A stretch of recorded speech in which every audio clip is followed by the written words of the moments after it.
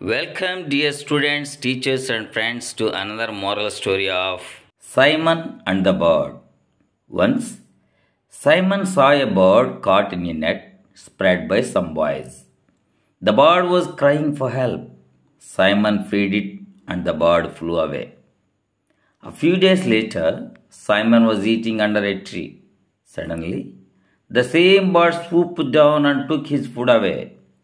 Simon jumped up to snatch his food back, but lost his balance and fell down. He was angry at the unthankful bird.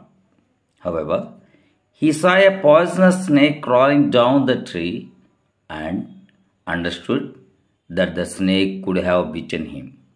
The bird had saved his life. Moral: don't misjudge people's intentions. ఈ కథని ఇప్పుడు తెలుగులో చెప్పుకుందాం.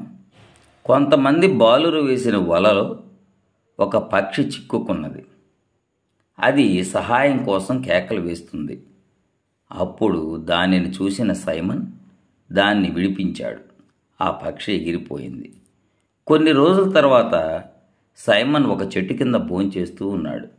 అకస్మాత్తుగా ఆ పక్షి దూకి తన ఆహారాన్ని తీసుకువెళ్ళింది. సైమన్ తన ఆహారాన్ని తిరిగి లాక్కోవడానికి ఎగిరాడు, కానీ బ్యాలెన్స్ కోల్పోవడం వలన కింద పడిపోయాడు. అప్పుడు ఆ పక్షిని చూసి కృతజ్ఞత లేని పక్షి అని అతను కోపడ్డాడు. అయితే అదే సమయంలో చెట్టు నుంచి దిగుతున్నటువంటి ఒక విషపూరిత పామును అతను చూశాడు. అప్పుడు సైమన్ ఇలా అనుకున్నాడు, ఆ పక్షే వచ్చి నా చేతిలోని ఆహారాన్ని లాక్కోపోయినట్లయితే పాము తనను కరిసి ఉండవచ్చు అని అర్థం చేసుకున్నాడు. అంటే ఆ పక్షి అతని ప్రాణాలను కాపాడిందన్నమాట. నీతి: ఎదుటివారి యొక్క ఉద్దేశాలను తప్పుగా అంచనా వేయవద్దు.